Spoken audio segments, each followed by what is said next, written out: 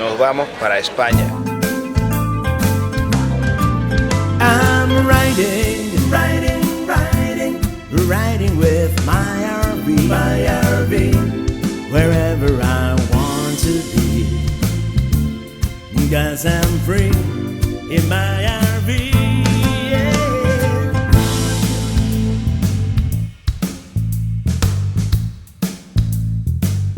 The year is 2006. To put things into perspective, the original iPhone won't come out for another year. YouTube is a novelty. GPS are these clunky units by Garmin and TomTom, and no, we don't have one yet. And the only reason this video looks so great is because I have just bought this state-of-the-art high-definition camcorder that uses this cool technology called an HDV cassette tape. Fortunately, Western Europe hasn't changed all that much. Paris, Madrid were as charming 11 years ago as they are today. So let's buckle up and go for a spin around Spain, France, and maybe even a little into Italy. Just a couple of hours after the sunset, we get treated to the most beautiful sunrise from the air. And when we see the city of Porto at the mouth of the Douro River on the west coast of Portugal, we know our Atlantic crossing is nearly over. Soon after, we are flying over Spain, descending upon Madrid, my old stomping grounds, as I spent the last few months of 1987 and most of 1988 here after I left my native Cuba. We take a taxi from the Barajas airport to the city center. Here's the Atocha train station where they had the terrorist attack back in 2004. We are staying at Hostal Martín on Atocha Street, which is very close to the Plaza Mayor, the very center of Madrid. There was no Airbnb back in 2006, but the hostel is more than adequate and impeccably located, so let's explore the surrounding area. Plaza Mayor is just a few blocks away, and this is one of the main tourist attractions here, lined up with shops and cafes. There's this equestrian statue of King Philip III in the center, which dates back to the year 1616. Yep, you can see the horse's balls. The plaza is surrounded by residential buildings with balconies, like so many other plazas in Europe. This is a trend that apparently started with Place de Vosges in Paris, and in the early 17th century. We walk towards Puerta del Sol, which represents kilometer 0 of the Spanish highways, and at the time it was undergoing a major construction project. Up next, we have the iconic Gran Via, which is a famous street here with upscale shopping, theaters, and a great nightlife. Often called the Broadway of Madrid, it is considered a great showcase of early 20th century architecture. At the western end of the Gran Via, we have Plaza de España, with its iconic Torre Madrid and Edificio España, formerly the Plaza Hotel. At the center of the square, there's a monument dedicated to Don Miguel de Cervantes, the creator of the Don Quixote, the great masterpiece of Spanish literature. On the other side, we see Cervantes himself with his two most famous characters, Don Quixote and Sancho Panza. After a short walk, we encounter the Palacio Real, the Royal Palace, and the Sabatini Gardens.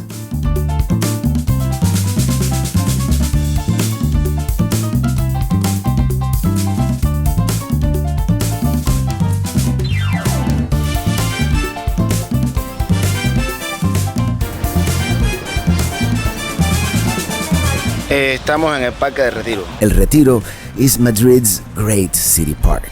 There we see the Puerta de Alcalá, the Alcalá Gate, which we'll see much closer later. There's this large pond at the middle that you can navigate by renting one of these rowboats. Y seguimos aquí en el Retiro en Madrid. Y ahora vamos hacia la Puerta de Alcalá y las Cibeles. el Paseo de la Castellana, etcétera, etcétera, etcétera. If I sounded extremely pooped and jet-lagged, it's because I was. Once again, there's the monument dedicated to Alfonso XIII, the king who ruled Spain from 1886 until 1931. It is such a nice spring day here in Madrid, and the Madrileños are enjoying the nice weather.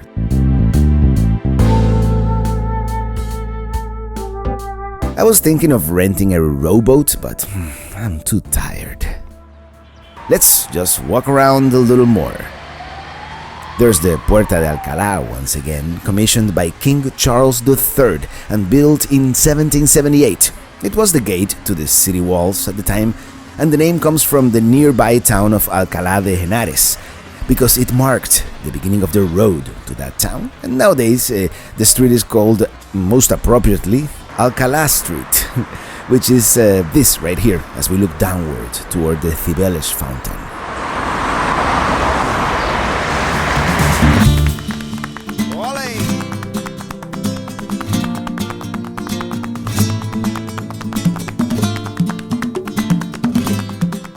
This is one of the most iconic squares here in Madrid, Plaza Cibeles. Formerly the Palace of Communications and recently renamed the Palacio Cibeles. This is one of the most iconic buildings in the city.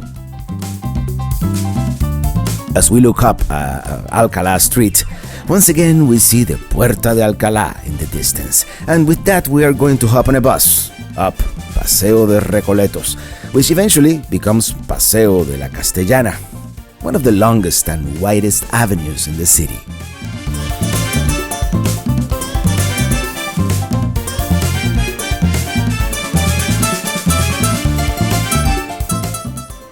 We got off the bus by Nuevos Ministerios, and my guess is the camera ran out of juice because that's all I've got. And back we are by the Central District. Okay, let's go back to Plaza Mayor for some cañas, which is a light beer, and some tapas. Nos encontramos en la Plaza Mayor tomándonos, como podéis apreciar, una caña en la Plaza Mayor en Madrid. Nuestro primer atardecer en nuestro European Vacation de 2006.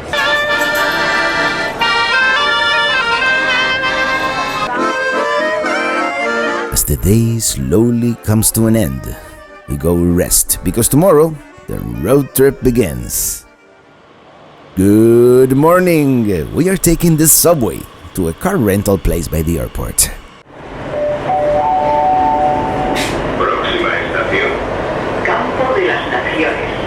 Hemos llegado al aeropuerto de Barajas.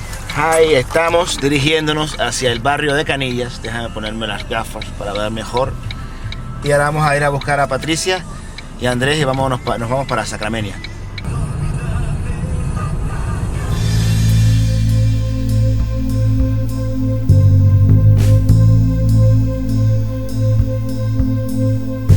Patricia and Andres were our next-door neighbors when I used to live here as a teenager with my parents back in 1987 and 1988. And here we are, Villarosa, in the Canillas neighborhood. My old stomping grounds. So many memories.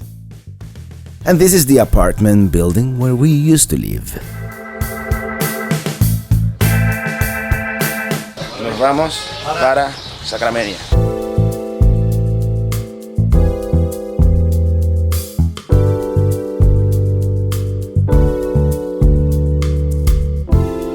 Sacramenia is a small town in the Ribera del Duero wine region, and their daughter and her husband own a restaurant there called Asados Garci, and we are going to try the local specialty, which is a very young roasted lamb called lechazo.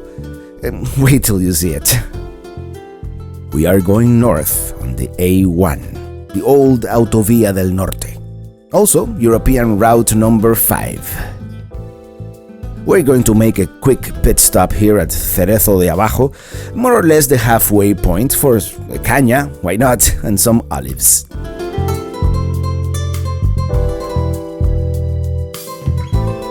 This here is Aldeón Sancho, and it's a very much the stereotypical sleepy small village in this area of Spain. By the way, we are here in the Segovia province, in the Castile and León region, and no matter how small and deserted a town will be in Spain, you gotta have a bar, right? Here we are in Cantalejo, which is a little bigger of a town, actually the capital of the municipality of the same name, Cantalejo.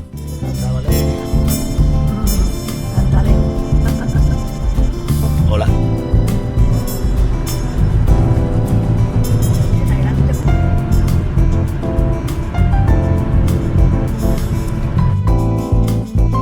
Before going to Sacramenia, we're going to pass by Fuente, El Olmo de Fuentidueña.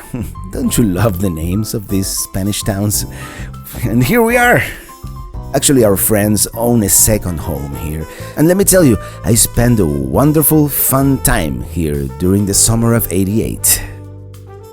Yeah, good times. And it looks like Sacramenia is the next town over. And we have arrived.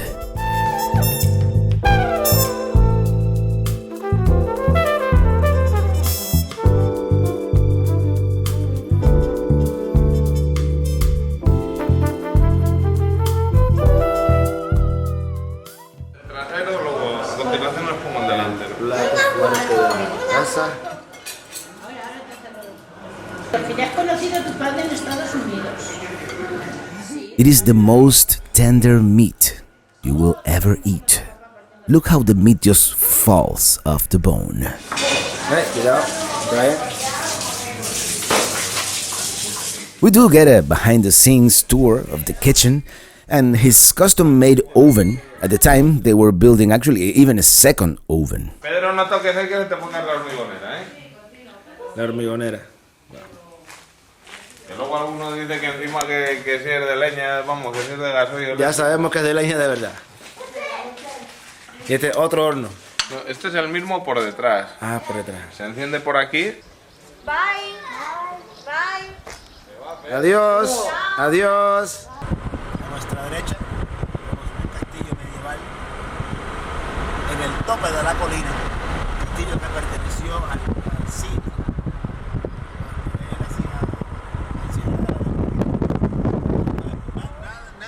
¿Cuántas copas de vino? Nadie te has quita, tomado, no estoy manejando, no he tomado nada. Nadie quita que eso fue que el Cid cabalgó por esas lomas. ¿Esto cuánto tiene?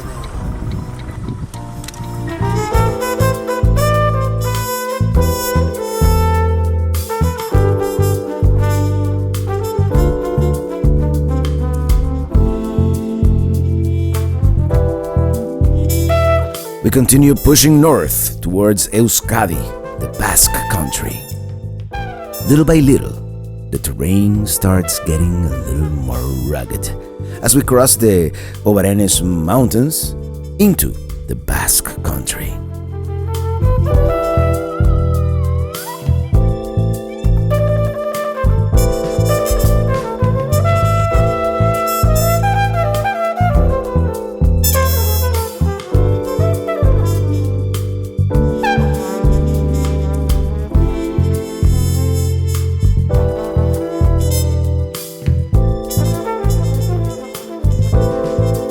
As we approach the northern coast of Spain, the landscape turns much, much greener and wet. We have arrived to the coastal town of Zarautz on the northern coast of Spain, and this is the view from our room at aptly named Hotel Zarautz. At this time of the year, it takes a really long time from the sunset to the time when it actually gets dark.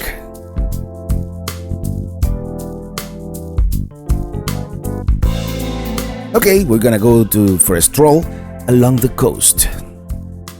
Here's our hotel.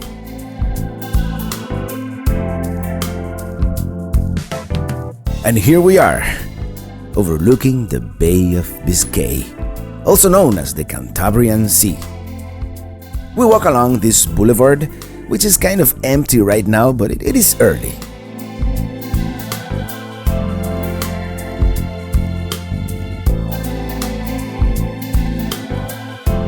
Good morning from Faraut. Last night we went back to the beach, but there's no video of that. It's 2006, no video camera on your phone, so you're gonna have to take my word for it. It is a gray and cloudy, foggy morning. Last night was fun though. We even got a little tipsy.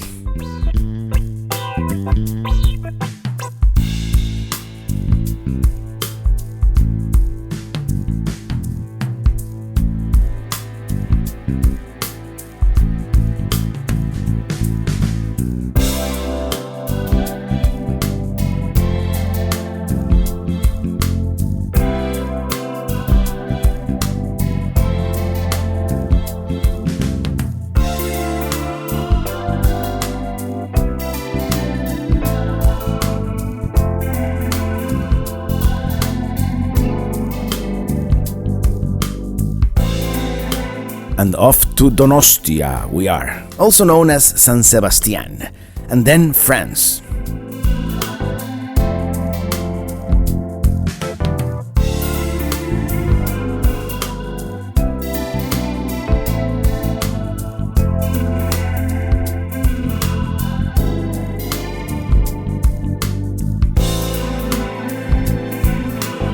Here we are, San Sebastian.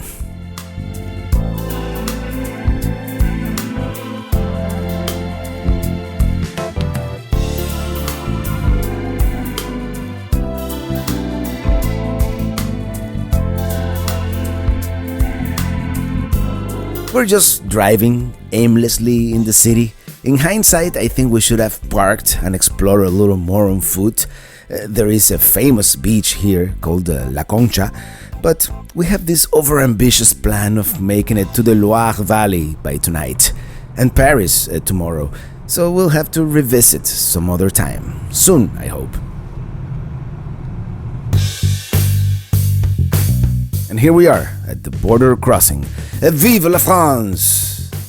Our first stop here is going to be the wine-producing region of Bordeaux.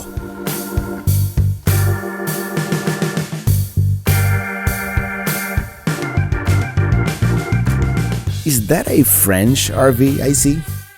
In the next flashback video of this trip, we'll have lunch at the medieval town of Saint-Émilion.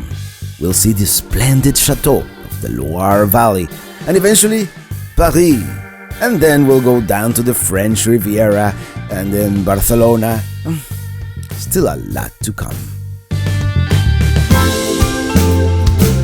All good things come to an end. But before you go, if you liked it, do me a solid and give it a thumbs up and share it with your friends. Also, remember to subscribe if you haven't and check out my other videos. You can also visit the blog at travelingrobert.com, join the mailing list, and follow me on social media at travelingrobert. As always, thank you so much for watching and see you on the road. Riding with my RV.